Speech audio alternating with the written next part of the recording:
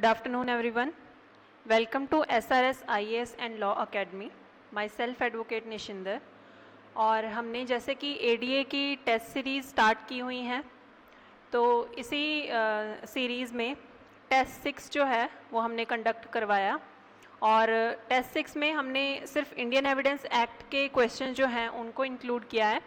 जितना सिलेबस हमारा क्लास में कवर हो गया है कुछ हद तक वो, और कुछ हद तक हमने सिलेबस को डिवाइड किया है. जैसे जैसे सिलेबस होता जाएगा वैसे वैसे आपको नेक्स्ट जो टेस्ट हैं वो मिलते रहेंगे.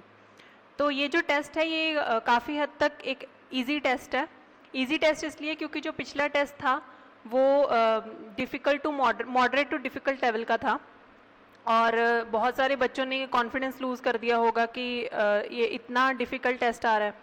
तो इसलिए ये जो टेस्ट है ये थोड़ा सा हमने बेसिक लेवल से स्टार्ट किया है. धीरे धीरे आपका लेवल जो है टेस्ट का इंक्रीज होता जाएगा. ठीक है, तो चलिए अब हम टेस्ट डिस्कस कर लेते हैं. तो हमारा क्वेश्चन नंबर 1 क्या कहता है, which one of the statements given below is correct. The Indian evidence act 1872 came into force on 10th September 1872. Indian evidence act 1872 came into force on 20th September 1872. Indian evidence act 1872 came into force on 1st September 1872. तो जब हमने Indian evidence act start ही किया था और मैंने आपको कहा था कि आप हमेशा ये जो डेट्स हैं इंपॉर्टेंट डेट्स इनको अपने नोट्स में अंडरलाइन करके कहीं पर मार्क करके लिख लिया कीजिए, क्योंकि इन डेट्स से डायरेक्ट क्वेश्चंस आते हैं. और देखिए यहाँ पर डायरेक्ट क्वेश्चन इस तरीके से बनते हैं. तो यहाँ पर हमारा जो करेक्ट आंसर है वो है option C. Indian evidence act came into force on 1st September 1872. ठीक है, तो क्वेश्चन 1 का आंसर है ऑप्शन सी. नेक्स्ट क्वेश्चन है, which one of the following statements is incorrect. This act, हमने ढूंढना है कि इनकरेक्ट स्टेटमेंट कौन सी है. This act extends to whole of India except the state of Jammu and Kashmir. This act applies to affidavits presented to any court or officer or proceedings before an arbitrator. Option C है this act applies to all judicial proceedings. Option D है none of the above. तो इसका जो correct answer है, correct option है option B. तो इसमें हमने ढूंढना था कि कौन सी इनकरेक्ट स्टेटमेंट है. तो जो इंडियन एविडेंस एक्ट है वो एफिडेविट्स पर अप्लाई नहीं होता, और यहाँ पर क्या लिखा गया है कि इंडियन एविडेंस एक्ट जो है वो एफिडेविट्स पर अप्लाई होता है. ठीक है, और प्रोसीडिंग्स बिफोर एन आर्बिट्रेटर, तो दोनों ही चीज़ों पर एविडेंस एक्ट अप्लाई नहीं होता. तो ये जो है हमारी इनकरेक्ट स्टेटमेंट है. ये भी चीज़ हमने क्लास में बहुत अच्छे से डिस्कस की हुई है. नेक्स्ट क्वेश्चन है question number 3. According to the definition of word court given under section 3 of the act which of the expressions given below does not mean court. तो कोर्ट की जो डेफिनेशन है सेक्शन 3 में, इन सब एक्सप्रेशंस में से क्या जो है वो कोर्ट में नहीं आता. ठीक है, तो ऑल जजेस and magistrates, all persons legally authorise to take evidence, arbitrators और नन ऑफ द अबव. तो हमने ये डिस्कस किया है क्लास में कि जो आर्बिट्रेटर्स हैं वो कोर्ट में इंक्लूड नहीं होते कोर्ट की डेफिनेशन में. ठीक है, तो वहाँ पर वर्ड्स क्या हैं, एक्सेप्ट आर्बिट्रेटर्स. ठीक है, ये भी हमने क्लास में बहुत अच्छे से डिस्कस किया हुआ है. विच of the following expressions is not fact in view of section 3 of the act. तो इनमें से कौन सा एक्सप्रेशन जो है वो फैक्ट की डेफिनेशन में नहीं आता. ऑप्शन ए है एनीथिंग. ऑप्शन बी है state of things. Option C है रिलेशन ऑफ थिंग्स.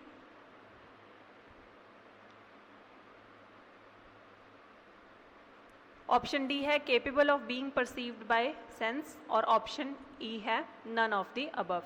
तो इन्होंने क्या कहा है कि इसमें से कौन सा एक्सप्रेशन जो है वो फैक्ट की डेफिनेशन में नहीं आता. तो फैक्ट की डेफिनेशन में anything, state of thing, relation of things, ये सारी चीज़ें इंक्लूड होती हैं capable of being perceived by sense.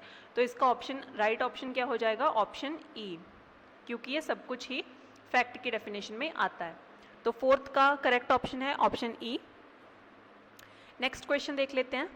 Weather any mental condition of which any person is conscious is regarded as fact. तो इन्होंने पूछा है कि कोई मेंटल कंडीशन जिससे कि कोई पर्सन जो है वो कॉन्शियस है, जिसमें कि कोई पर्सन जो है वो कॉन्शियस है, क्या वो फैक्ट में आता है. तो हाँ, हमने फैक्ट की डेफिनेशन में किया था कि फैक्ट्स जो हैं वो दो तरह के होते हैं, एक फिजिकल फैक्ट, एक साइकोलॉजिकल फैक्ट. ठीक है, तो दो वहाँ पर फिजिकल और साइकोलॉजिकल वर्ड्स यूज़ नहीं किए गए, लेकिन हमने जब डिस्कस की थी फैक्ट की डेफिनेशन तो हमने ये दो कैटेगरीज में फैक्ट को डिवाइड किया था, और ये यहाँ पर फिजिकल फैक्ट की बात कर रहा है। तो हाँ, फैक्ट की डेफिनेशन में कॉन्शियसनेस जो है वो इंक्लूड होती है, ठीक है। तो ऑप्शन ए जो है वो करेक्ट आंसर है। नेक्स्ट है question number 6, the meaning of relevant fact is one of the following. तो इन्होंने यहाँ पर मीनिंग ऑफ रेलिवेंट फैक्ट पूछा है। तो मीनिंग ऑफ रेलिवेंट फैक्ट हम इसकी भी डेफिनेशन पढ़ चुके हुए हैं। ऑप्शंस क्या दिए गए हैं, when one thing is not connected to another. Option B है when one thing is connected in any ways of any of ways referred to in the provisions of this act. Option C है when one thing is connected in some ways to another but contrary to provisions of section 3 of the act, और option D है none of the above। तो इसका जो correct option है option B. तो relevant fact में, relevant fact का मतलब क्या है, जब एक चीज़ दूसरी चीज़ के साथ किसी भी तरीके से कनेक्टेड हो, जो भी प्रोविजंस दी गई हैं इस एक्ट में, ठीक है। तो ऑप्शन बी जो है ये करेक्ट आंसर है। नेक्स्ट है question number 7, whether provision of evidence act would be applicable to courts martial other than courts convened under the army act. तो ये भी हमने क्लास में डिस्कस किया हुआ है। सेक्शन 1 हमने बहुत डिटेल में डिस्कस किया था, और देखो क्वेश्चंस जो हैं सेक्शन 1 से वो इस तरीके से बनते हैं। तो आपने नोट्स तो अपने बना लिए थे, लेकिन अब आपको ये भी पता चल रहा है कि उन नोट्स में से क्वेश्चंस किस तरीके से पुट किए जाते हैं। तो इसका जो है करेक्ट ऑप्शन है ऑप्शन ए। हमने पढ़ा था कि जो प्रोविजंस हैं एविडेंस एक्ट की वो कोर्ट्स मार्शल पर भी अप्लाई होंगी, ठीक है।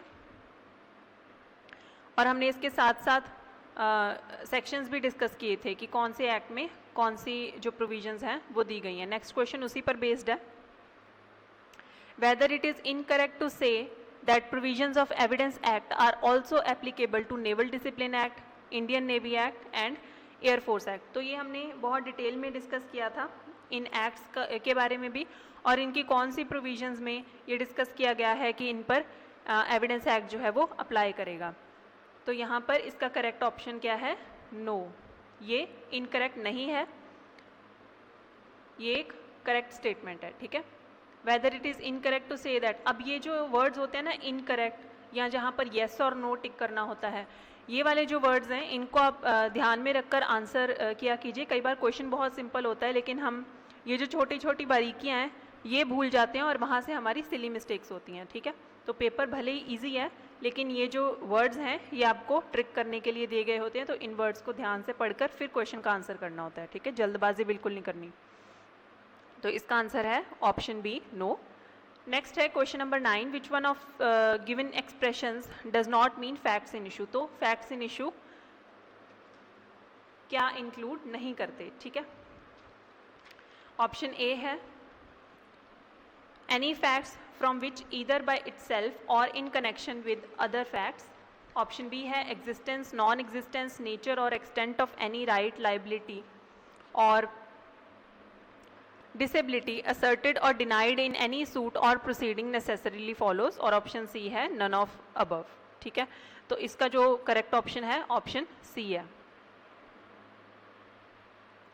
इन्होंने क्या पूछा था हमसे कि विच one of the given expressions does not mean fact in issue. तो इनमें से वो पूछ रहे हैं कि ये जो एक्सप्रेशंस हैं ये इनमें से क्या जो है वो मीन नहीं करता फैक्ट इन इशू से। तो अगर हम फैक्ट्स इन इशू की डेफिनेशन देखें तो इसमें ये सारी चीज़ें जो है वो इंक्लूडेड हैं, तो इसलिए ऑप्शन सी जो है ये हमारा करेक्ट ऑप्शन है, ठीक है, करेक्ट आंसर है। नेक्स्ट क्वेश्चन है question number 10, weather it is correct to say that whatever statements are made before court by witnesses in respect of any matter of fact with permission of court are regarded as oral evidence। तो हमने oral evidence भी बहुत detail में class में discuss किया था। आप easily इन questions का आंसर दे पा रहे होगे, तो इसका ऑप्शन है, करेक्ट ऑप्शन है yes। whether it is correct to say that whatever statements are made before court by witness in respect of any matter in fact with permission of court are regarded as oral evidence। तो हाँ, जो भी statements दी जाती हैं court में court की permission से, वो सारी जो है वो ओरल एविडेंस में हम इंक्लूड करते हैं, ठीक है। तो आंसर ये इट इज़ करेक्ट है, तो येस इट इज़ करेक्ट, ठीक है। ऑप्शन ए क्वेश्चन नंबर 10 का सही आंसर है। नेक्स्ट क्वेश्चन है which one of the following things can not be regarded as documentary evidence. तो इनमें से क्या जो है हम उसे डॉक्यूमेंट्री एविडेंस में नहीं लेंगे। तो ऑप्शंस हैं हमारे पास। Option A all documents produced for inspection of the court. Option B any electronic record produced during course of inquiry. Option C any statement made by someone witness in support of any fact in the court। और option D है none of the above। तो इन्होंने यहाँ पर पूछा है कि इनमें से कौन सा जो है हम उसे डॉक्यूमेंट्री एविडेंस नहीं लेंगे। तो यहाँ पर देखो ऑप्शन सी में किसकी बात कर रहा है, ये स्टेटमेंट की। Any statement made by someone witness in support of any fact in the court. तो स्टेटमेंट्स किस चीज़ में आ जाती हैं, ओरल एविडेंस में, इसलिए डॉक्यूमेंट्री एविडेंस में वो इंक्लूड नहीं की जाएंगी। तो ऑप्शन सी जो है वो हमारा करेक्ट ऑप्शन है। नेक्स्ट है question number 12, which one of given things below is document according to definition of document prescribed under section 3 of the act. तो हमने सारी जितनी भी डेफिनेशंस हैं बहुत अच्छे से की हैं। तो यहाँ पर ऑप्शन क्या दे रहे हैं, ये डॉक्यूमेंट की डेफिनेशन में क्या क्या चीज़ें आती हैं, ठीक है, सेक्शन 3 के अकॉर्डिंग। ऑप्शन ए है राइटिंग, ऑप्शन बी है वर्ड्स प्रिंटेड, लिथोग्राफ्ड और फोटोग्राफ्ड, ये सारी चीज़ें हम डिस्कस कर चुके हुए हैं। अ मैप और प्लान एंड इंस्क्रिप्शन और मेटल प्लेट और स्टोन कैरिकेचर, ठीक है। तो इसमें करेक्ट ऑप्शन क्या है, ऑल ऑफ द अबव। ये सारी ही चीज़ें जो हैं वो डॉक्यूमेंट की डेफिनेशन में आ जाती हैं, ठीक है। इसके लिए आप इलस्ट्रेशन देख सकते हो, जो डॉक्यूमेंट की डेफिनेशन के साथ दी गई है, वहाँ पर ये सारी चीज़ें जो हैं मेंशन्ड हैं, ठीक है। नेक्स्ट क्वेश्चन है question number 13, the statement when a fact is neither proved nor disproved would have which one of the following meanings। तो जब एक फैक्ट ना प्रूव होता है ना डिस्प्रूव होता है तो उसे हम क्या कहते हैं, ठीक है। तो इसमें ऑप्शन है हमारे पास proved fact, disproved fact, not proved fact और नन ऑफ द अबव। तो इसका करेक्ट ऑप्शन क्या है, not proved fact. Option C 13 का, क्वेश्चन नंबर 13 का करेक्ट ऑप्शन है। इसमें नॉट प्रूव्ड की डेफिनेशन को ही इन्होंने ऊपर जो स्टेटमेंट दी है वहाँ पर इंक्लूड किया गया, ठीक है। नेक्स्ट क्वेश्चन है question number 14, which one of the given statements is correct in respect of the meaning of word India. तो इंडिया का यहाँ पर इन्होंने मीनिंग पूछा है एविडेंस एक्ट के अकॉर्डिंग। तो ऑप्शंस दिए हैं, India means territory of India including state of Jammu and Kashmir. Option B है India means the territory of India excluding the state of Jammu and Kashmir. और ऑप्शन सी है नन ऑफ द अबव। तो पहले तो ये होता था कि इंडिया जो था उसमें इंडिया के डेफिनेशन में हम state of Jammu and Kashmir को एक्सक्लूड करते थे, ठीक है। तो अगर आप पुराने क्वेश्चन पेपर्स में देखो तो उसका आंसर आपको ऑप्शन बी के अकॉर्डिंग मिलेगा, ठीक है। लेकिन इसका करेक्ट ऑप्शन क्या है, ऑप्शन ए। और हमने ये भी क्लास में डिस्कस किया था कि जो state of Jammu and Kashmir है उसे इंडिया की टेरिटरी में कैसे इंक्लूड किया गया है, by the act of 2019 Jammu and Kashmir reorganisation act, ठीक है। ये भी मैंने आपको नोट्स में लिखवाया था। नेक्स्ट है question number 15, according to finding given in case of Sheelam Ramesh versus state of Andhra Pradesh AIR 2000 by supreme court, which statement is incorrect to say. तो इन्होंने यहाँ पर इस केस के अकॉर्डिंग पूछा है कि इनकरेक्ट स्टेटमेंट कौन सी बनती है। ऑप्शन ए है if other persons present near by not examine the evidence of I witness can be discarded. अगर जो दूसरे पर्सन्स हैं पास में, जो पास थे तब उस टाइम पर केस के, उनको एग्जामिन नहीं किया गया तो जो एविडेंस है आई विटनेस का उसे हम डिस्कार्ड कर देंगे। ऑप्शन बी है courts are concerned with quality of evidence in criminal trial. तो कोर्ट्स जो हैं वो एविडेंस की क्वालिटी देखेंगी। Conviction can be based on sole evidence if it inspires confidence. और ऑप्शन डी है नन ऑफ द अबव। तो इस केस के अकॉर्डिंग इसका जो करेक्ट ऑप्शन है वो है ऑप्शन ए। आप ये केस के फैक्ट्स पढ़ सकते हो। तो इस केस में यही हेल्ड किया गया था, ठीक है। According to finding given in case of Sheelam Ramesh versus State of Andhra Pradesh Supreme Court, which statement is incorrect to say। तो यहाँ पर हमें incorrect statement ढूंढनी थी। तो उस incorrect statement के हिसाब से जो ऑप्शन ए है वो करेक्ट आंसर बनता है, ठीक है। अब यहाँ पर भी आप इनकरेक्ट वर्ड को बहुत ध्यान से लेकर चलोगे और मीनिंग समझोगे कि क्वेश्चन का क्या बन रहा है, उस हिसाब से आप आंसर दोगे। नेक्स्ट क्वेश्चन है question number 16, whether acquittal order on ground of benefit of doubt can affect evidence of eyewitness being natural witnesses according to finding given in case of Krishna Ram versus State of Rajasthan, AIR 1993 supreme court. तो इन्होंने पूछा है कि acquittal order दिया जा सकता है benefit of doubt के बेसिस पर, और क्या वो अफेक्ट करेगा एविडेंस ऑफ आई विटनेसेस को जो कि नेचुरल विटनेसेस भी हैं। तो इस केस में क्या कहा गया था, ऑप्शन बी जो है वो करेक्ट ऑप्शन है, नहीं ये अफेक्ट नहीं करेगा। इस केस में सुप्रीम कोर्ट ने यही हेल्ड किया था, ठीक है। तो अगर एक्यूज को इक्विटल मिल रहा है on benefit of on the ground of benefit of doubt, तो उससे आई विटनेस का जो एविडेंस है उसे उस पर कोई भी फर्क नहीं पड़ेगा, ठीक है। नेक्स्ट क्वेश्चन है question number 17, whether it is correct to say that identification made by photo would not be admissible in evidence as held in case of Umar Abdu Sakur Suratha versus Intelligence Officer MC Bureau 1999 supreme court, ठीक है। तो इन्होंने पूछा है कि अगर क्या ये सही है कि अगर आइडेंटिफिकेशन जो है वो फ़ोटो से करवाई जाए तो वो एडमिसिबल नहीं होगी एविडेंस में। तो क्या ये सही है? नहीं, ये सही नहीं है। जो आइडेंटिफिकेशन है वो फ़ोटो से भी करवाई जा सकती है, ठीक है, और वो एडमिसिबल होगी। तो यहाँ पर इन्होंने क्या पूछा है, यहाँ पर भी देखो वर्ड्स यूज़ किए थे इन्होंने, वुड नॉट बी एडमिसिबल। तो ये जो वर्ड्स हैं इनको हमने ध्यान से पढ़ना है और उसी हिसाब से अपना आंसर देना है, ठीक है। नेक्स्ट क्वेश्चन है question number 18, which one of the meanings of words interested witness given below is correct in view of finding given in Rizan versus State of Chhattisgarh AIR 2003। तो इन्होंने यहाँ पर इंटरेस्टेड विटनेस से related question पूछा है। Relationship is such a factor as plays role as to credibility of the witness, और option B है relationship is not such a factor as affects credibility of witness. तो यहाँ पर option B जो है वो करेक्ट ऑप्शन है। इस केस के अकॉर्डिंग रिलेशनशिप जो है, ऑप्शन बी जो है करेक्ट है। इस केस के अकॉर्डिंग जो रिलेशनशिप है वो एज सच कोई फैक्टर नहीं बनता जिससे क्रेडिबिलिटी ऑफ विटनेस जो है वो अफेक्ट हो, ठीक है। इंटरेस्टेड विटनेस के केस में ज़रूरी नहीं है कि रिलेशनशिप हो ही, ठीक है। रिलेशनशिप ना भी हो तो भी जो विटनेस है वो इंटरेस्टेड विटनेस की कैटेगरी में आ सकता है। हाँ, लेकिन जो इंटरेस्टेड विटनेस है उसका इंटरेस्ट दिखना ज़रूरी है, ठीक है। विजिबली दिखता हो कोर्ट को कि ये इंटरेस्टेड विटनेस है, इसका कोई फ़ायदा है केस में। नेक्स्ट है whether testimony of injured eyewitnesses can be disbelieved on basis of being interested witnesses according to finding of SCM Nallam Shetty versus State of Andhra Pradesh। तो इसका करेक्ट ऑप्शन है ऑप्शन बी, नो।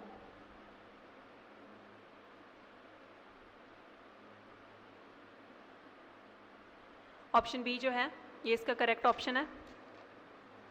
तो इन्होंने क्या पूछा था, whether testimony of injured eye witness can be disbelieved on the basis of being interested witness. तो हमने क्या डिस्कस किया है क्लास में कि जो टेस्टिमनी है, एक तो कोई इंजर्ड विटनेस आई विटनेस हो तो सबसे पहले तो आई विटनेस की टेस्टिमनी ही की ही बहुत ज़्यादा वैल्यू होती है क्योंकि वो आई विटनेस है, चश्मदीद गवाह है, और ऊपर से अगर वो इंजर्ड हो तो उसकी एविडेंशियरी वैल्यू और भी ज़्यादा बढ़ जाती है।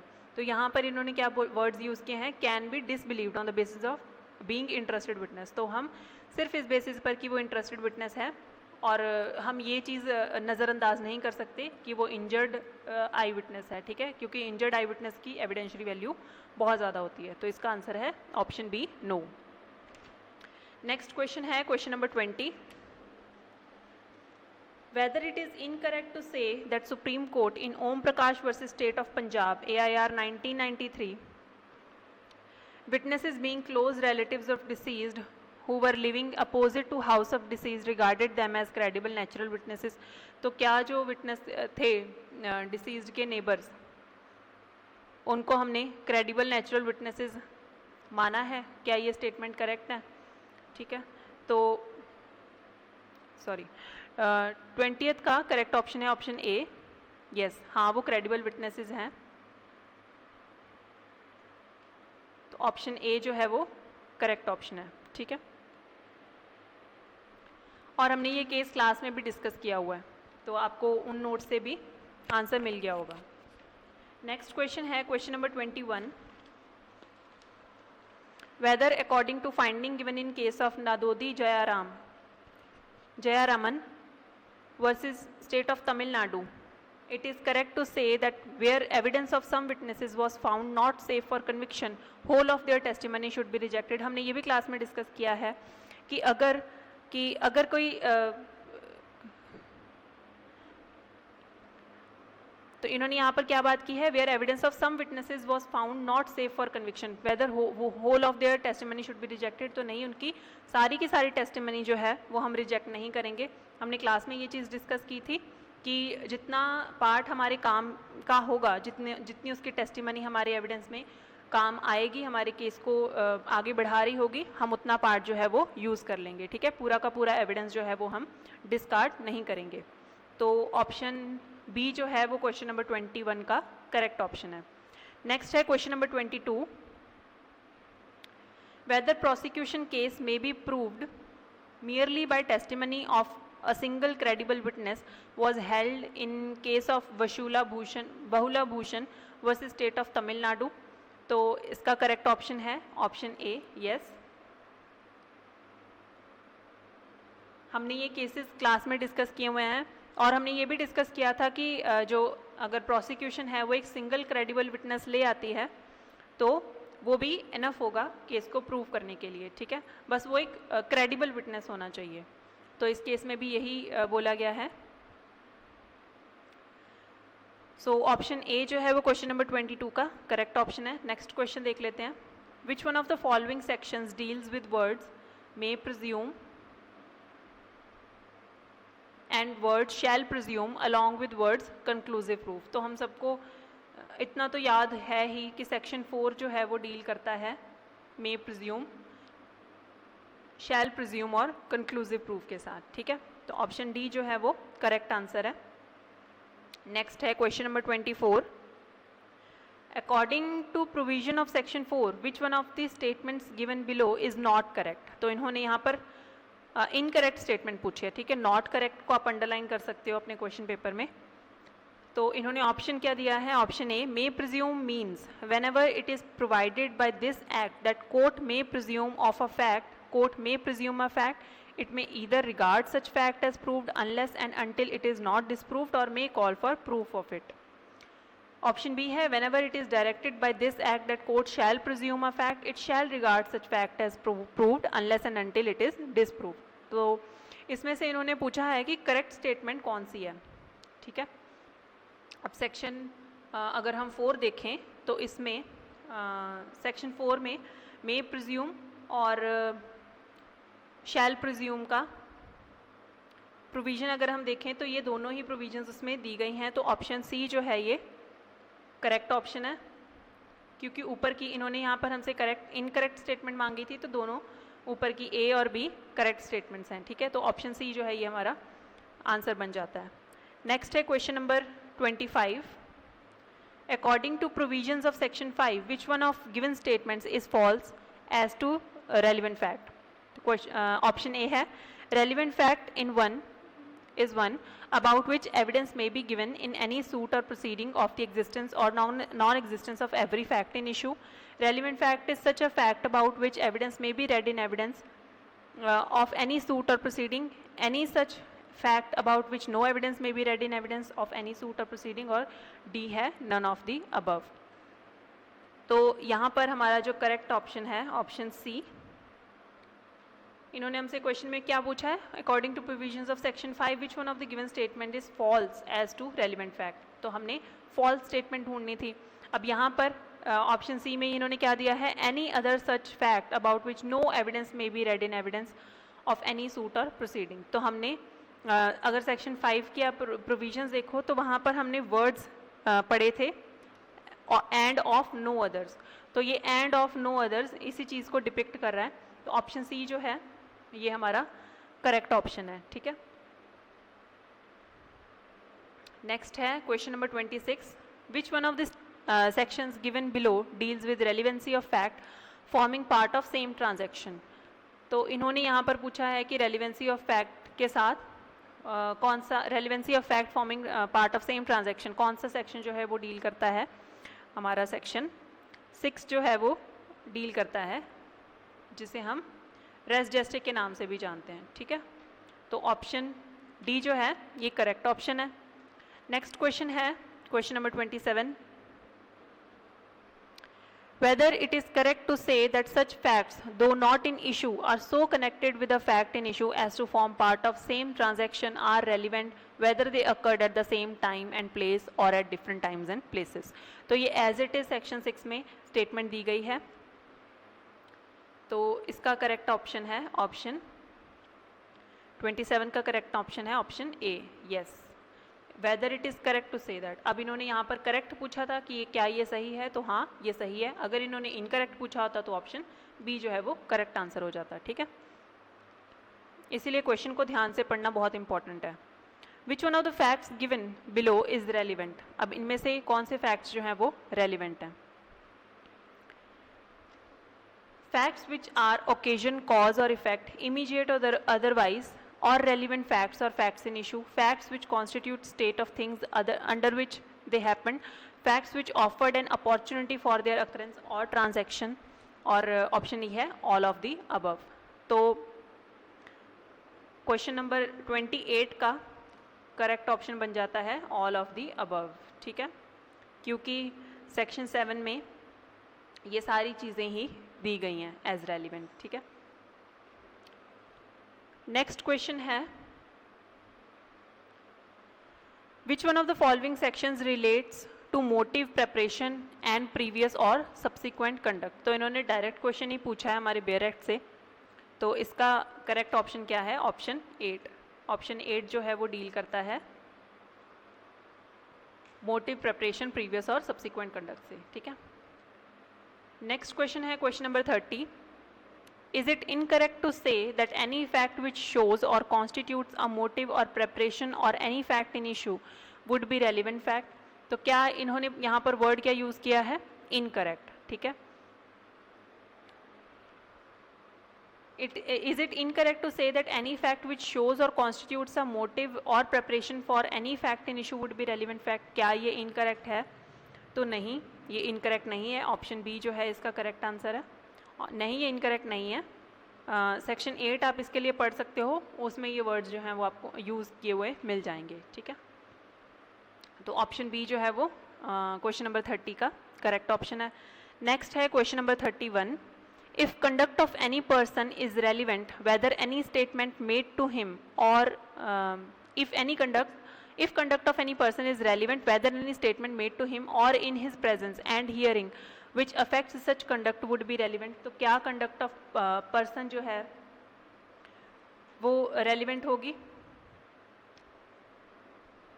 यहाँ पर इन्होंने वर्ड्स क्या यूज़ किए हैं, irrelevant, ठीक है। तो ये वाले जो वर्ड्स हैं इनको आप ध्यान में रखोगे। तो ऑप्शन हैं इसके पास हमारे yes और no में, इसका करेक्ट ऑप्शन होगा ऑप्शन बी, नो, क्योंकि यहाँ पर इन्होंने वर्ड क्या यूज़ कर लिया, irrelevant। अब इसके लिए आप सेक्शन 8 की एक्सप्लेनेशन 2 भी देख सकते हो, सारे वर्ड्स सेम है, बस इन्होंने जो इररेलिवेंट वर्ड यूज़ किया है वहाँ से इन्होंने क्वेश्चन को चेंज कर दिया,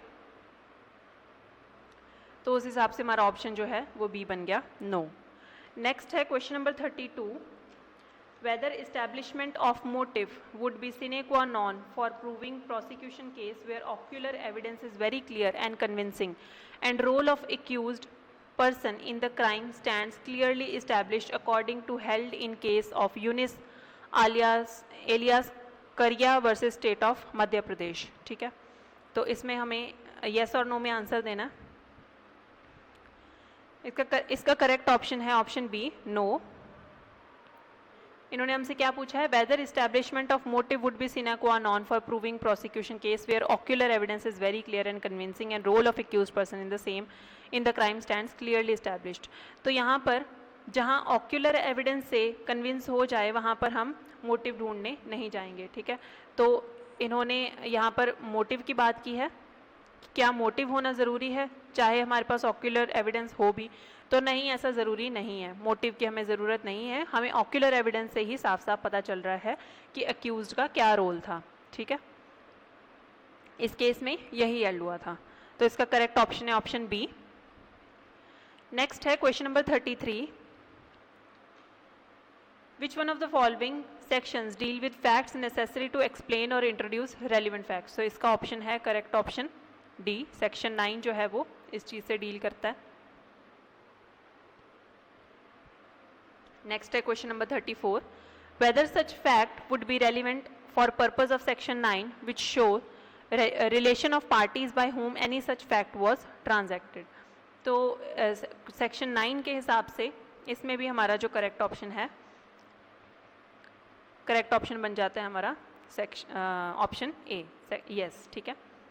सेक्शन 9 की अगर आप लास्ट लाइन देखो तो वहां पर आपको आपके आंसर की एक्सप्लेनेशन भी मिल जाएगी। आप अपने बेयर साथ में खोल कर रख सकते हो, आपको पता चलता जाएगा साथ साथ में हम जो भी क्लास में डिस्कस कर रहे हैं क्वेश्चन पेपर। नेक्स्ट है question number 35, whether explanation or introduction of such fact is necessary in view of provision of section 9 which establish the identity of anything or person whose identity is relevant। तो option इसका है correct option option A, yes. इन्होंने क्या पूछा है, whether explanation or introduction of such fact is necessary in view of provision of section 9 which establish the identity of anything or person whose identity is relevant। तो हाँ, उसकी explanation और introduction उस fact की ज़रूरी है, ठीक है। ऐसी चीज़ें हमारे केस में आगे रेलिवेंट होती हैं और काम आती हैं। तो ऑप्शन ए जो है वो क्वेश्चन नंबर 35 का करेक्ट ऑप्शन है। नेक्स्ट है question number 36, whether according to decision given in case of Rajesh Govind Jagesha versus State of Maharashtra, accused was entitled to benefit of doubt where test identification parade regarding accused was conducted properly and suffered from unexplained delay। तो इस case में 3 accused थे जिसमें से 2 को जो है वो कन्विक्ट किया गया था, बट जो जिस accused की यहाँ पर बात की जा रही है, जिसे एक्विट किया गया, जिसे बेनिफिट ऑफ डाउट दिया गया, तो उसके केस में बेनिफिट ऑफ डाउट उसे क्यों दिया गया था, क्योंकि अनएक्सप्लेन्ड डिले था, ठीक है, टेस्ट आइडेंटिफिकेशन परेड में। और अगर आप फैक्ट्स देखोगे ना अच्छे से इस केस के, तो आपको समझ में आएगा कि क्यों उसे बेनिफिट ऑफ डाउट दिया गया और बाकी जो एक्यूज थे वो उनको कन्विक्ट किया गया, ठीक है। तो आप इस केस को अच्छे से पढ़ सकते हो, जजमेंट को। नेक्स्ट है question number 37, which one of the following sections relates to things said or done by conspirator in reference to common design? तो इसमें हमारा जो करेक्ट ऑप्शन है ऑप्शन सी, सेक्शन 10 जो है वो इस चीज़ के साथ डील करता है। नेक्स्ट है question number 38, whether according to finding given in case of Jayendra Saraswati Swamingal versus State of Tamil Nadu, where prima facie evidence of existence of a conspiracy is given and accepted, the evidence of acts and statements made by any one of the conspirator in furtherance of common intention would be inadmissible। तो इसमें option है नहीं, वो inadmissible नहीं हो जाएगा, ठीक है।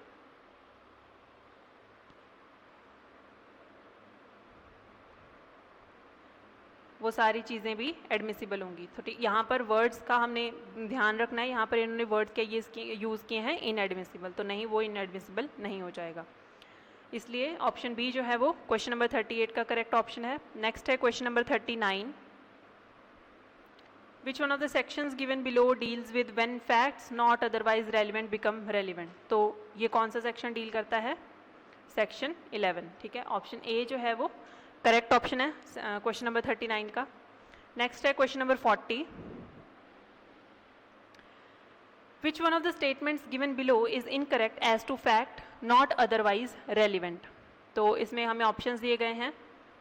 अब यहाँ पर भी इन्होंने वर्ड यूज़ किया है which one of the statements given below is incorrect. तो इनकरेक्ट स्टेटमेंट हमें देखनी है. ठीक है.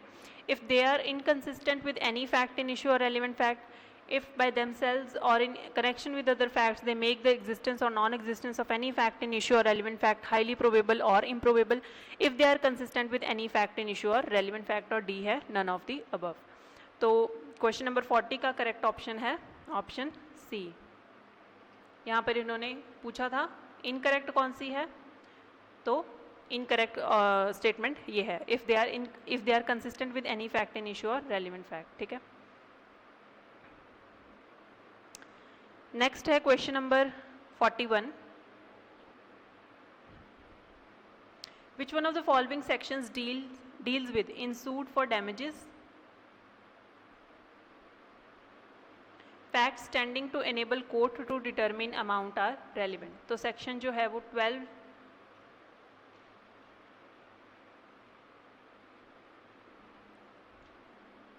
सेक्शन 12 जो है वो इसके साथ डील करता है. नेक्स्ट है question number 42. Whether according to provision of section 12 any transaction by which the right or custom in question was created, claimed, modified, recognized, asserted or denied or which was inconsistent with its existence is relevant fact. तो अगर आप section 12 पढ़ोगे तो यहाँ पर अब यहाँ पर ना एक छोटी सी टाइपिंग एरर है. 12 की जगह पर यहाँ सेक्शन 13 आना था. तो which whether according to provision of section 13 any transaction by which, तो सेक्शन 13 जो है वो इस चीज़ के साथ डील करता है, सेक्शन 12 नहीं करता. तो ये टाइपिंग एरर है छोटी सी, लेकिन इसका जो करेक्ट आंसर है वो है ऑप्शन बी. अब देखो एग्ज़ाम में ये एरर होती तो आपको ग्रेस मार्क्स मिल जाने थे. तो अब वो डिपेंड करता है कि ऐसे ग्रेस मार्क्स के लिए रेट्स कई बार पड़ जाती हैं, कई बार नहीं पड़ती हैं. वो सिचुएशंस पर डिपेंड करता है. बट अगर आपने अगर करेक्ट ऑप्शन टिक किया है तो भी आपको ग्रेस मार्क्स मिलेंगे. अगर आपने रॉन्ग आंसर टिक किया है तो भी आपको ग्रेस मार्क्स मिलेंगे. ठीक है, क्योंकि यहाँ पर क्वेश्चन की फ्रेमिंग ही एरोनिकल है. नेक्स्ट है question number 43. Which one of the following sections of Act says that facts showing existence of state of mind or of body or bodily feel is relevant fact? तो section जो है हमारा 14 deal करता है इस चीज़ के साथ. ऑप्शन डी है हमारा करेक्ट ऑप्शन. नेक्स्ट है question number 44. Whether during course trial of a person, if accused of an offence, previous commission by accused of an offence and previous conviction of such person would be regarded as irrelevant under section 4 of the act. तो इन्होंने यहाँ पर क्या word use किए हैं, क्या वो irrelevant हो मानी जाएगी? तो इसका करेक्ट ऑप्शन है नहीं. अब देखो ये वर्ड्स भी हमने ध्यान से देखने हैं. irrelevant, relevant, correct, incorrect. ठीक है, ऐसे जो वर्ड्स हैं ये हमें ट्रिक करने के लिए डाले गए होते हैं. तो क्वेश्चंस अगर आप अच्छे से पढ़ोगे तो आप करेक्ट आंसर भी इसी तरीके से टिक कर पाओगे. अब यहाँ पर इन्होंने इरेलीवेंट वर्ड यूज़ किया था, लेकिन ये सारी चीज़ें जो हैं ये रेलिवेंट मानी जाती हैं. तो हमारा जो यहाँ पर आंसर हो जाएगा ऑप्शन बी. इसके लिए आप एक्सप्लेनेशन 2 भी देख सकते हो सेक्शन 14 की.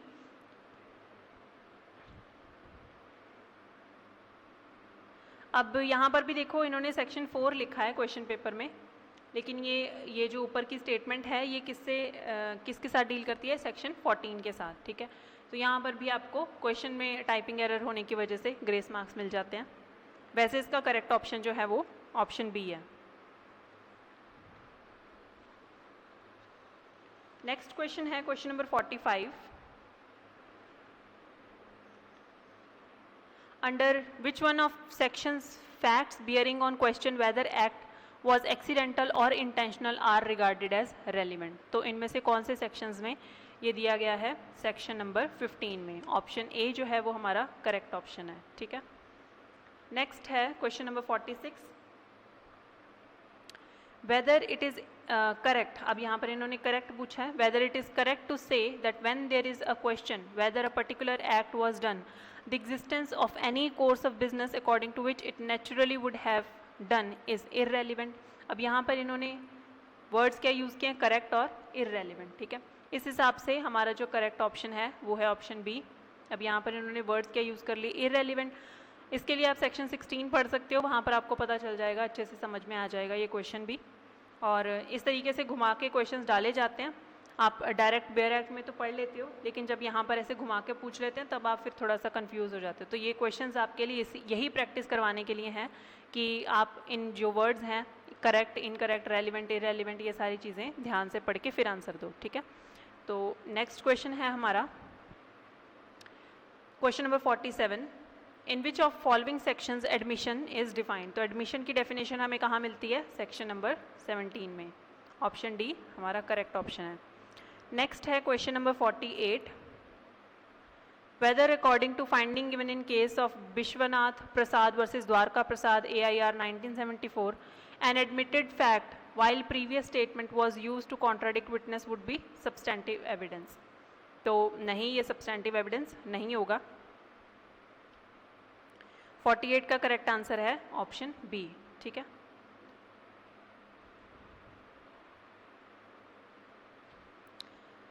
नेक्स्ट है question number 49, which one of the following sections deals with admission by party to proceeding or his agent. तो इनमें से कौन सा सेक्शन जो है वो डील करता है, सेक्शन 18। ऑप्शन बी हमारा करेक्ट ऑप्शन है, ठीक है। 49 का आंसर है बी।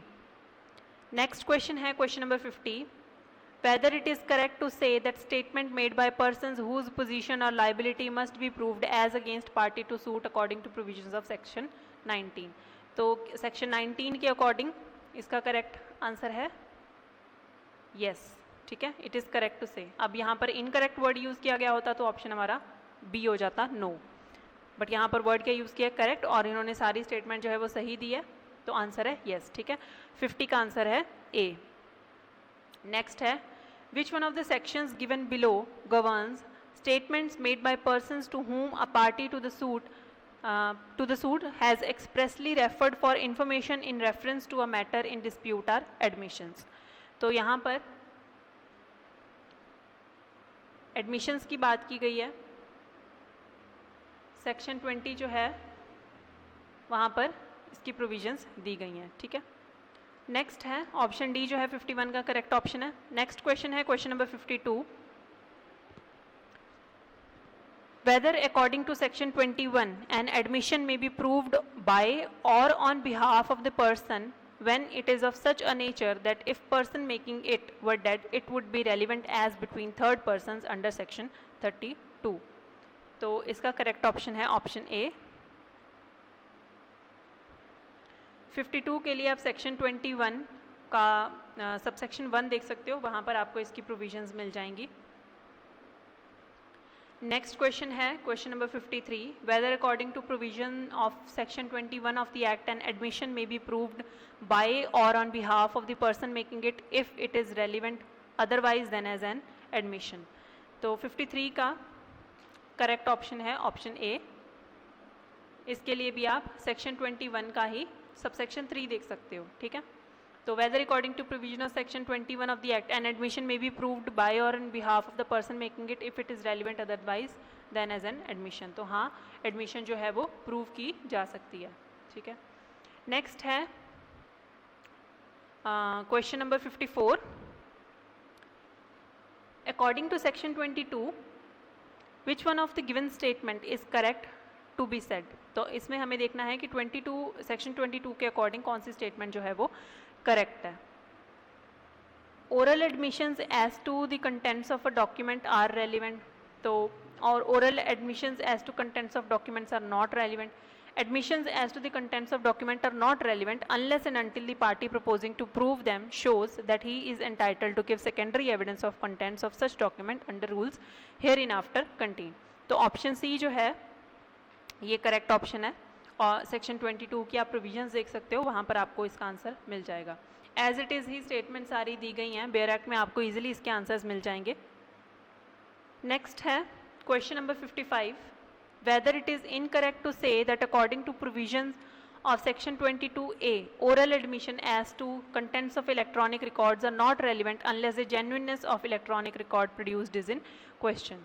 तो 55 का करेक्ट ऑप्शन है नो। यहाँ पर इन्होंने वर्ड्स के यूज़ किए हैं, whether it is incorrect to say, तो यहाँ पर ये बात कर रहे हैं सारा जो सेक्शन 22A, सारे सेक्शन 22A को इन्होंने इनकरेक्ट बोल दिया, तो यहाँ पर इनकरेक्ट नहीं है, ये करेक्ट है, तो ऑप्शन बी जो है ये हमारा करेक्ट ऑप्शन है, ठीक है, नो। नेक्स्ट है question number 56, in view of provisions of section 23 of the act whether admission in civil cases regarded as relevant। तो 56 का करेक्ट ऑप्शन है ऑप्शन बी।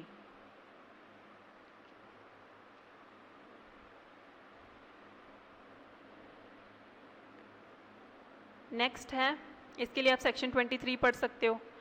नेक्स्ट है question number 57, which one of the statements given below is correct as to admissions. तो admissions की हमें provisions कहाँ दी गई हैं, सेक्शन 17 से लेके 23 तक ये सारा जो है वो एडमिशंस के साथ डील करता है, ठीक है। उसके बाद फिर हमारे कन्फेशंस वाली प्रोविजंस आ जाती हैं। सो ऑप्शन सी जो है वो 57 का करेक्ट ऑप्शन है। नेक्स्ट है, according to which one of the following sections a confession made by an accused is irrelevant in criminal proceeding if same be caused by inducement, threat or promise. तो अगर accused ने confession किया है लेकिन वो जो confession है वो इंड्यूसमेंट, थ्रेट और प्रॉमिस से किया गया है, तो उसका जो कन्फेशन है वो इररेलेवेंट माना जाएगा, ठीक है। तो इसका करेक्ट हमें इसकी प्रोविजंस कहाँ दी जाती हैं, सेक्शन 24 में। सेक्शन 24 इसी चीज़ से डील करता है, तो ऑप्शन डी जो है ये हमारा करेक्ट आंसर है, ठीक है। तो 58 का आंसर हो गया ऑप्शन डी। नेक्स्ट है question number 59, if an extrajudicial confession made to village administrative officer by accused whether according to finding same would be inadmissible in case of Shiv Kumar versus state by inspector of police। तो आप अगर section 24 के comments देखो तो उसमें आपको ये case मिल जाएगा, इसका करेक्ट ऑप्शन है ऑप्शन बी नो, ठीक है। आप ये केस कमेंट्स में पढ़ सकते हो सेक्शन 24 के। नेक्स्ट है question number 60, whether according to decision of Surinder Kumar versus state of Punjab 1999 supreme court extra judicial confession which was made before police officer and not to wife of deceased would be reliable. ये भी case हमें comments में ही मिल जाता है section 24 के, तो इसका correct option है ऑप्शन बी, वो रिलायबल नहीं होगा, ठीक है, क्योंकि एक्यूज जो है वो कन्फेशन अपनी वाइफ से पहले करेगा ना, बजाय कि पुलिस ऑफिसर से करने के, ठीक है। According to decision of Surinder Kumar versus state of Punjab confession which was made before police officer and not to wife of deceased would be reliable. तो पुलिस ऑफिसर के सामने वो कन्फेशन क्यों करेगा, वाइफ के सामने वो पहले कन्फेस करेगा। सो इसका करेक्ट ऑप्शन है ऑप्शन बी। नेक्स्ट है, और इसकी एक्सप्लेनेशन के लिए आप सेक्शन 24 के कमेंट्स भी पढ़ सकते हो। नेक्स्ट है question number 61, whether conviction order of accused person solely based on such extra judicial confession was justified according to finding of Supreme Court in case of Chittar versus State of Rajasthan which was not consistent with medical evidence। तो 61 का जो correct answer है वो है option B no, ठीक है। इसके लिए भी आप कमेंट्स देख सकते हो सेक्शन 24 के।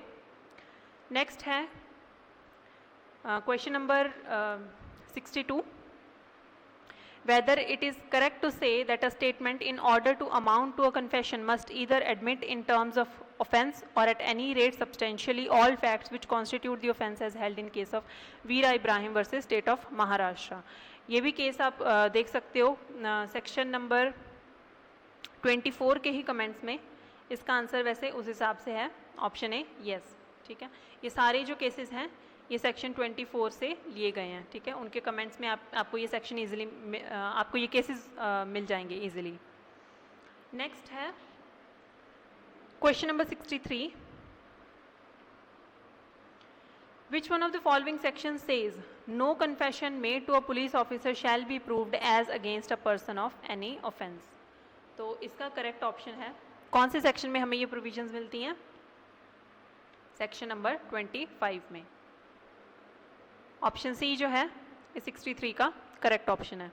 नेक्स्ट है question number 64, whether according to finding given by supreme court in case of Agnu Nagesia versus State of Bihar, first information report given by an accused himself to police officer amounts to a confessional statement। तो अगर जो खुद ही बंदा आके accused जो है वो खुद ही आकर FIR में अपना confession दे रहा है, स्टेटमेंट दे रहा है, तो क्या वो confessional statement मानी जाएगी? तो हाँ, वो confessional statement मानी जाएगी। इस केस में यही हेल्ड हुआ था, ठीक है। इसके लिए आप सेक्शन 25 के कमेंट्स देख सकते हो, आपको वो ये वाला केस जो है वो कमेंट्स में इजीली मिल जाएगा। नेक्स्ट है क्वेश्चन नंबर 65,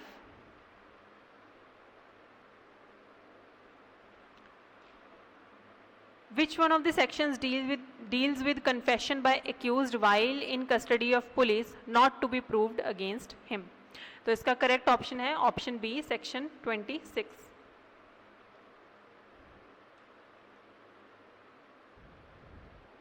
नेक्स्ट क्वेश्चन है question number 66, which one of the statements given below can be regarded as correct and consistent with provisions of section 26? तो 26 के अकॉर्डिंग कौन सी जो ये ऑप्शंस हैं, स्टेटमेंट्स हैं, ये हम देखना है कि करेक्ट हैं, ठीक है। सेक्शन 26 क्या प्रोवाइड करता है? ऑप्शन ए है, no confession by accused while in custody of police may be proved against said accused. If confession is made by accused while in police custody in presence of magistrate may be proved against him। C है, both A and B, और D है none of the above। तो 66 का correct option है option C, both A and B। 66 का answer है option सी। तो ये दोनों चीज़ें ही सेक्शन 26 में दी गई हैं। नेक्स्ट है question number 67, according to which one of the following sections it is correct statement that how much of information received from accused may be proved against him? तो ये कौन सा सेक्शन इसके साथ डील करता है? Option A, section 27। अब direct section से ही क्वेश्चंस पूछे जा रहे हैं, तो आपको सेक्शंस भी अच्छे से याद होने चाहिए, उनकी प्रोविजंस भी अच्छे से पता होनी चाहिए, ठीक है। ये सारी चीज़ें आपने पेपर अटेम्प्ट करने से पहले ध्यान में रखनी है। नेक्स्ट क्वेश्चन है question number 68, whether according to provisions of section 27 information whether it amounts to a confession or not as relates to the fact thereby discovered may be proved against him। तो इसका correct option क्या है? Option ए, हाँ, prove की जा सकती है, ठीक है, सेक्शन 27 के अकॉर्डिंग।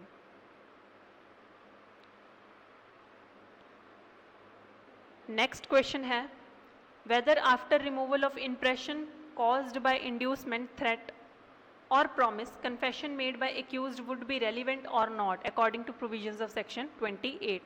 तो इसका करेक्ट ऑप्शन है ऑप्शन ए, 69 का आंसर है यस। तो सेक्शन 28 की प्रोविजंस के अकॉर्डिंग ये सारी चीज़ें उसमें दी गई हैं, ठीक है। नेक्स्ट है question number 70, which one of the following statements is correct? यहाँ पर भी हमने करेक्ट स्टेटमेंट देखनी है। Section 29 deals with confession otherwise relevant not to become irrelevant because of promise of secrecy।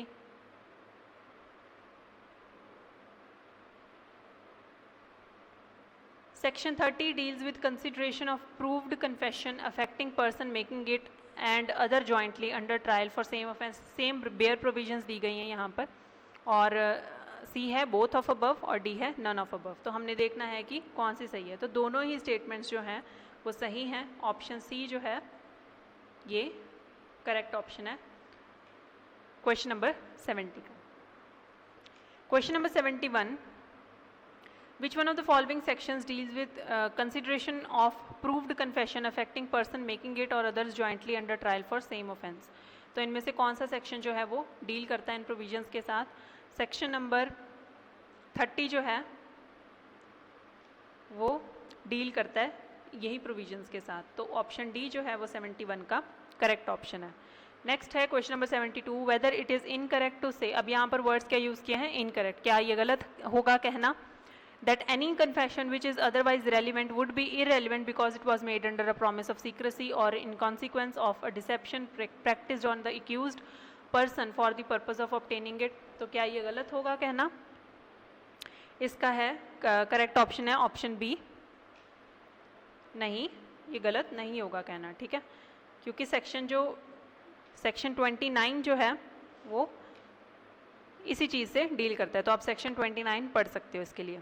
Next question है, where confession made by one of such other persons as are being tried jointly for same offense and such confession affects not only affects him but also said other persons also whether court may consider said confession against confession maker along with some other persons who are found to be affected by same।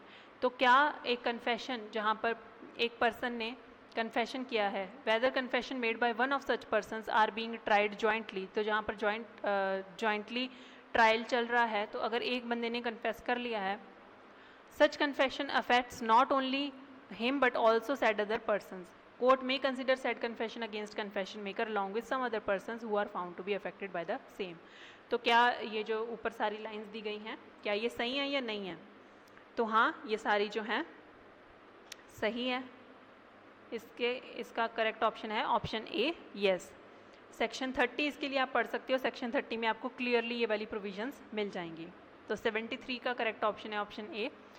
Question number 74, whether it is correct to say that admissions are not conclusive proof of matter admitted but they operate as estoppels under the provisions herein after contained in section 31 of the act। तो section 31 में यही चीज़ दी गई है, ठीक है, इसका भी correct option है यस, ए।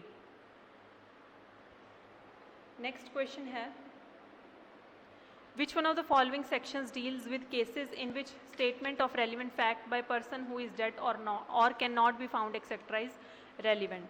तो हम डाइंग डेक्लेरेशन किस में पढ़ते हैं? सेक्शन 32 में, ठीक है, तो ये उसी चीज़ की बात कर रहे हैं, ऑप्शन डी जो है करेक्ट ऑप्शन है। नेक्स्ट है question number 76, under which one of the following sections dying declaration is recorded of a person who is about to die. तो कौन से सेक्शन में डाइंग डेक्लेरेशन जो है वो रिकॉर्ड की जाती है?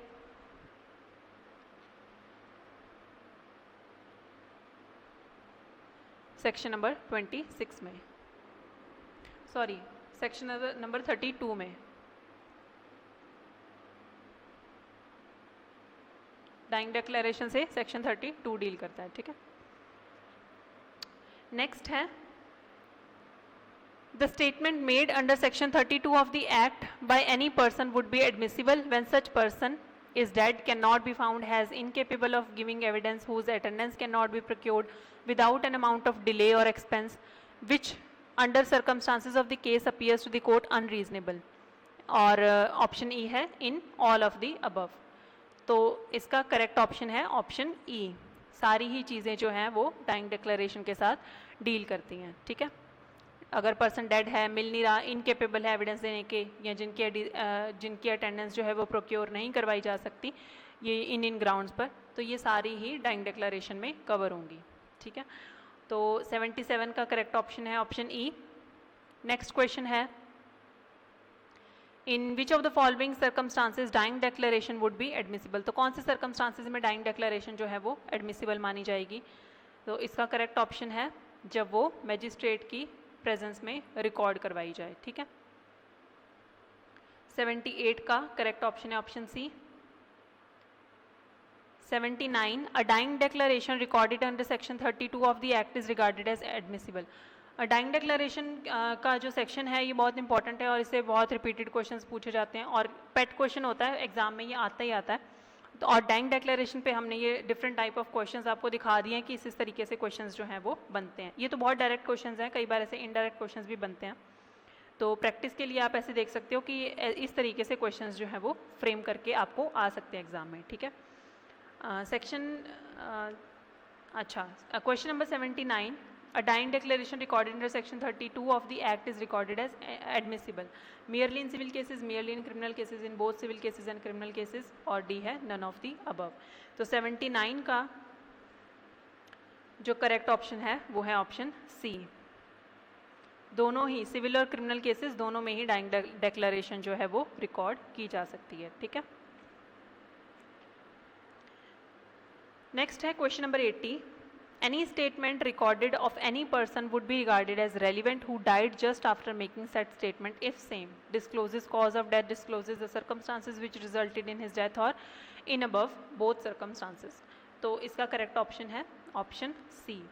तो डाइंग डेक्लेरेशन जो है वो अगर कॉज ऑफ डेथ बता रही है, कॉज ऑफ डेथ बता रही है या सर्कमस्टांसेस बता रही है जिससे कि डेथ हुई, तो ये दोनों ही चीज़ें जो हैं वो इम्पॉर्टेंट मानी जाएंगी. ठीक है.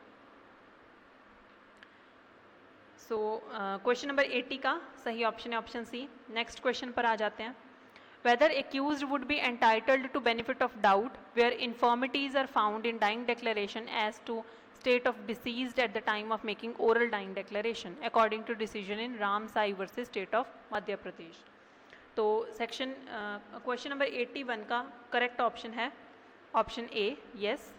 इसके लिए आप सेक्शन 32 के कमेंट्स में जाओगे तो आपको ये वाले जो केसेस हैं ये मिल जाएंगे, वहाँ पर जाकर आप अच्छे से पढ़ सकते हो. ठीक है. नेक्स्ट है question number 82. Where informant father of deceased mentioned some necessary details as to oral dying declaration of deceased in FIR, whether said dying declaration according to decision given in case of Vishram versus state of MP was reliable. तो क्या जो father हैं जिसका कि father of deceased मतलब father है और उनका बेटा जो है वो मर चुका है और उसने ओरल डाइंग डेक्लेरेशन दी है और फादर ने जाकर वही चीज़ जो है वो FIR में बता दी है, तो क्या ये चीज़ जो है वो डाइंग डेक्लेरेशन में आएगी या नहीं आएगी. तो इस केस में क्या हेल्ड किया गया था कि हाँ ये डाइंग डेक्लेरेशन में आएगी. इसके लिए भी आप सेक्शन 32 का कमेंट्स में पढ़ सकते हो, ये केस दिया गया है वहाँ पर. ठीक है. नेक्स्ट है question number 83. Whether according to finding given in case of Sukhar versus state of UP FIR and statement given by injured to investigating officer would be admissible as dying declaration. तो इसका आंसर है option B no.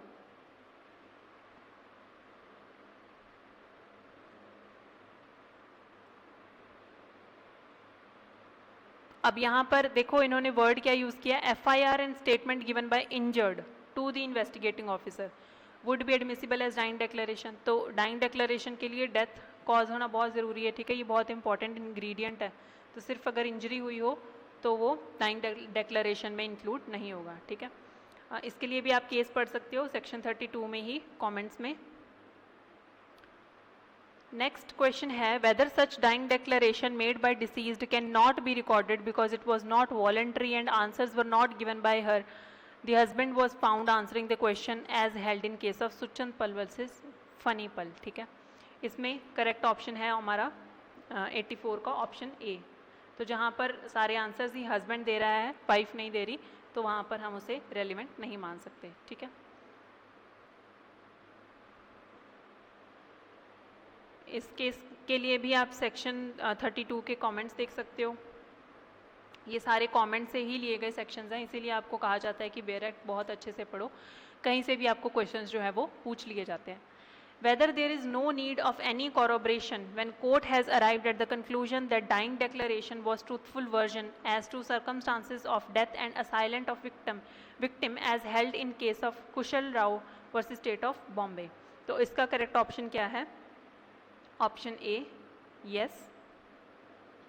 ये case भी आप section 32 के comments में पढ़ सकते हो, वहाँ पर आपको मिल जाएगा. नेक्स्ट है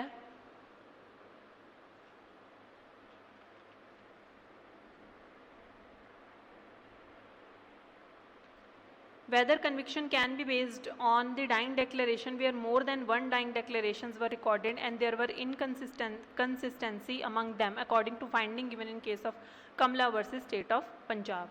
तो इसमें हमारा जो करेक्ट ऑप्शन है ना वो ऑप्शन बी है. यहाँ पर जो एक्यूज्ड थी उनको एक्विट किया गया था क्योंकि जो डाइंग डेक्लेरेशंस रिकॉर्ड हुई थी वो एक दूसरे के साथ इनकंसिस्टेंट थी. तो बेनिफिट ऑफ डाउट देते हुए जो सुप्रीम कोर्ट हैं उन्होंने ये डाउरी डेथ का केस था ये, और उन्होंने जो है वो एक्यूज्ड को एक्विट कर दिया था. ठीक है. तो यहाँ पर इन्होंने पूछा क्या था कि conviction can be based on dying declaration where more than one dying declarations were recorded and there were inconsistency among them. तो अगर डाइंग डेक्लेरेशन एक से ज़्यादा हैं और उसमें भी इनकंसिस्टेंसी है तो हम उस पर कन्विक्शन बेस नहीं कर सकते, ठीक है। तो ऑप्शन बी जो है वो हमारा करेक्ट ऑप्शन है। नेक्स्ट है question number 87, where there were found no infirmity among 3 dying declarations recorded by doctor, police and magistrate in case of Ganpat Mahadev Mane versus state of Maharashtra, whether such dying declaration was held reliable. तो जहाँ पर कोई भी infirmity नहीं है अलग अलग dying declarations में, तो वहाँ पर हम उस डाइंग डिक्लेरेशन को रिलायबल मान सकते हैं, ठीक है। इस केस में यही डिस्कस किया गया था। तो ऑप्शन ए जो है ये करेक्ट आंसर है। Question number 88, which one of the following sections deals with relevancy of certain evidence for proving in subsequent proceeding the truth of facts therein stated? तो कौन से sections जो हैं वो deal करते हैं relevancy of certain evidence for proving in subsequent proceeding the truth of facts therein contained? तो इनमें से हम देख लेते हैं कौन सी provisions जो हैं वो इस statement के साथ deal करती हैं। Section 33 अगर आप देखोगे तो उसमें आपको ये प्रोविजन मिल जाएगी। तो इसका करेक्ट ऑप्शन जो है वो ऑप्शन डी है, section 33। Then question number 89, under which one of the following sections a criminal trial or inquiry shall be deemed to be a proceeding between prosecutor and accused. तो इनमें से कौन से जो सेक्शंस हैं वहाँ पर क्रिमिनल ट्रायल और इंक्वायरी को हम डीम करेंगे to be a proceeding between prosecutor and accused, ठीक है। इसका करेक्ट ऑप्शन है ऑप्शन ए, सेक्शन 33। 89 का करेक्ट ऑप्शन है ऑप्शन ए। इसके लिए आप एक्सप्लेनेशन देख सकते हो सेक्शन 33 की, उसमें आपको ये जो पूरा का पूरा सेंटेंस है ना कोर्ट्स में जो लिखा गया है ये आपको इजीली वहाँ पर मिल जाएगा, ठीक है। आप वहाँ पर जाकर पढ़ सकते हो बैरक में एक्सप्लेनेशन टू सेक्शन 33। नेक्स्ट है question number 90, which one of the sections given below deals with entries in books of accounts including those maintained in an electronic form when relevant? तो ये कौन सी ये प्रोविजन कौन से section के साथ deal करती है? सेक्शन नंबर 34 के साथ, ठीक है। इसका करेक्ट ऑप्शन है ऑप्शन बी। बेयर एक्ट में आप ये प्रोविजंस पढ़ सकते हो। नेक्स्ट है question number 91, whether entries in books of accounts including those maintained in an electronic form regularly kept in course of business are relevant and such statements shall alone be sufficient to charge any person with liability। तो क्या ये जो statements हैं वो sufficient होंगी किसी person की liability बनाने में? तो इसके options हैं option A relevant and sufficient evidence to charge any person with liability, relevant and not sufficient evidence to charge any person with liability, neither relevant nor sufficient, और D है none of the above। तो 91 का जो correct option है वो है option B. आप section 34 पढ़ सकते हो उसके लिए, वहाँ पर आपको ये प्रोविजंस मिल जाएंगी, ठीक है। तो क्वेश्चन नंबर 91 का करेक्ट ऑप्शन है ऑप्शन बी और इसकी एक्सप्लेनेशन आपको सेक्शन 34 में मिल जाएगी। नेक्स्ट क्वेश्चन पर बढ़ते हैं। Whether according to finding given in case of Ishav Das versus Sohan Lal, entries in account of books regularly kept in course of business are admissible and may create any liability। तो क्या जो entries हैं वो admissible हैं और क्या वो कोई liability create करती हैं? तो 92 का जो है correct option है option B, एडमिसिबल हैं लेकिन वो कोई भी लाइबिलिटी क्रिएट नहीं करती, ठीक है। इसके लिए भी आप कमेंट्स देख सकते हो, सेक्शन नंबर 34 के कमेंट्स में आपको ये वाला केस मिल जाएगा। नेक्स्ट है question number 93, which one of the following sections relates to relevancy of entry in public record or an electronic record made in performance of duty. तो ये जो प्रोविजन है ये किस चीज़ कौन से सेक्शन के साथ डील करती है? सेक्शन नंबर 35 के साथ। तो ऑप्शन ए जो है ये हमारा करेक्ट ऑप्शन है। Which one of the entries described below would not be relevant under section 35 of Evidence Act?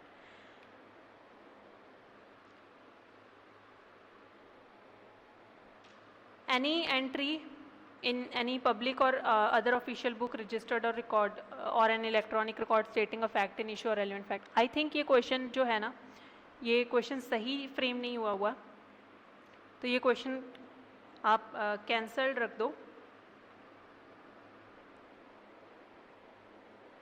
Question number 94 जो है वो कैंसल्ड है। नेक्स्ट है, क्योंकि इन्होंने क्वेश्चन में क्या पूछा है, which one of the entries described below would not be relevant. अब ये सारी जो चीज़ें हैं ये रेलिवेंट है, तो ऑप्शन सारे ही, ऑप्शन डी बनता है वैसे इसका, ये सारे ही रेलिवेंट हैं, बट इन्होंने क्वेश्चन में क्या पूछा है, वुड नॉट बी रेलिवेंट, तो हमारा क्वेश्चन यहाँ से गलत हो जाता है, तो इसलिए क्वेश्चन को कैंसिल ही कर दो, ठीक है। सो 94 जो है वो क्वेश्चन कैंसल्ड हो गया। नेक्स्ट है question number 95, according to which one of the following sections statements made in maps charts and plans are regarded as relevant. तो सेक्शन 36 जो है ये इस चीज़ के साथ डील करता है, statements made in maps charts and plans are regarded as relevant, तो सेक्शन 36 जो है वो इसी चीज़ के साथ डील करता है, ऑप्शन डी जो है इसका करेक्ट ऑप्शन है, ठीक है।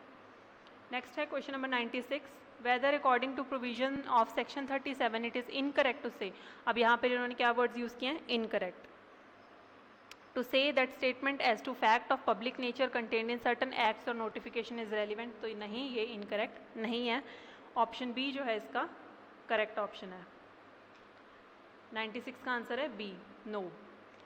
97, according to the provisions of which one of the following section statements as to any law contained in law books are held to be relevant, तो statements किसी भी law book में जो दी गई हैं क्या वो कहाँ पर relevant मानी गई हैं, तो इसका ऑप्शन है ऑप्शन ए सेक्शन 38 में, ठीक है। नेक्स्ट है question number 98, which one of sections given below deals with what evidence to be given when statement forms part of a conversation, document, electronic record, book और series of letters और papers, तो इनमें से कौन सा section जो है वो इसके साथ डील करता है, सेक्शन नंबर 39, ऑप्शन बी इसका करेक्ट ऑप्शन है। 39 अगर आप पढ़ोगे तो उसमें आपको ये प्रोविजंस मिल जाएंगी। नेक्स्ट है whether it is correct to say that according to provision of section 40 previous judgments are relevant to bar a second suit और ट्रायल, तो प्रीवियस जजमेंट्स जो हैं वो बार लगाती हैं, ठीक है। It is correct to say that according to provision of section 40 previous judgments are relevant to bar a second suit और ट्रायल, तो इसका आंसर है येस, ऑप्शन ए करेक्ट है। लास्ट क्वेश्चन है हमारा, which one of the following sections deals with the relevancy of certain judgments in probate etc jurisdiction, तो कौन सा सेक्शन जो है वो इनके साथ डील करता है, सेक्शन नंबर 41। तो ये थी हमारे पेपर की डिस्कशन। आई होप आप लोगों को पेपर बहुत इजी लगा होगा और आप अच्छे से इसका आंसर दे पाए होंगे, आंसर्स अटेम्प्ट कर पाए होंगे। कुछ क्वेश्चंस हैं जो कैंसिल किए जा चुके हैं, वहाँ पर आप अपने आप को ग्रेस मार्क्स दे सकते हो, और मैंने आपको ये भी बताया कि किस तरीके के क्वेश्चंस जो हैं आपको अटेम्प्ट करने हैं, कैसे अटेम्प्ट करने हैं, कौन सी मिस्टेक्स जो हैं हम क्वेश्चंस में करते हैं, वो मिस्टेक्स हमें नहीं करनी है, हम इसीलिए ये जो क्वेश्चन सीरीज़, टेस्ट सीरीज़ जो हैं वो कंडक्ट कर रहे हैं और आपकी प्रैक्टिस करवा रहे हैं, ताकि जब आप फाइनल एग्ज़ाम में बैठो तो आप ये वाली जो छोटी छोटी मिस्टेक्स हैं ये ना करो और अपने मार्क्स जो हैं वो लूज़ ना करो, ठीक है। क्वेश्चन पेपर बहुत ईजी था, ऐसे ही धीरे धीरे करके हम जैसे जैसे सिलेबस कवर करते जाएंगे आपका डिफ़िकल्टी लेवल भी क्वेश्चंस का बढ़ाते जाएंगे, ठीक है। तो ये समझ लो एक बेसिक आपको इस तरह के क्वेश्चंस आएंगे एग्ज़ाम में, और क्वेश्चन पेपर में ना हर तरीके के क्वेश्चंस आते हैं, डिफ़िकल्ट भी आते हैं, एवरेज भी आते हैं और इजी क्वेश्चंस भी आते हैं। तो जो इजी क्वेश्चंस हैं वो समझ लो आपको इस तरीके से आएंगे, और आपको एरियाज़ भी पता चल गए होंगे कि कहाँ कहाँ से क्वेश्चंस उठा के डाले गए हैं। अब देखो बेयर एक्ट के कमेंट सेक्शन भी हम कई बार इग्नोर कर जाते हैं, पर वहाँ से भी कितने क्वेश्चंस जो हैं वो पुट किए गए हैं। केस लॉज बहुत इंपॉर्टेंट हैं, वो आप देखो, सेक्शंस की हेडिंग्स आपको पता होनी चाहिए, सेक्शन में आपको कंसेप्ट्स क्या दिए गए हैं, कौन से सेक्शन नंबर किस चीज़ के साथ डील करता है, वो सारी चीज़ें हमने इस पेपर में डिस्कस की। इसी तरीके से क्वेश्चन पेपर आपका आता है और आपको ये सारी चीज़ें पता होनी चाहिए, ठीक है। अगर कोई डाउट हो आपको या अगर आपकी कोई क्वेरी हो तो आप हमें हमारे चैनल के नीचे कमेंट करके अपनी क्वेरीज़ जो है वो पोस्ट कर सकते हैं, हम आपको रिप्लाई कर देंगे। हमारे चैनल को सब्सक्राइब कर लीजिए, इस तरह के और टेस्ट हम कंडक्ट करवा रहे हैं, और हमारे जो डिफरेंट वेरियस कोर्सेज चल रहे हैं जुडिशरी एग्ज़ाम्स के, लॉ एग्ज़ाम्स के, ADA के, तो आप उनके लिए भी एनरोल करवा सकते हैं। हमारी सारी जो डिटेल्स हैं वो आपको डिस्क्रिप्शन बॉक्स में मिल जाएंगी। Thank you so much.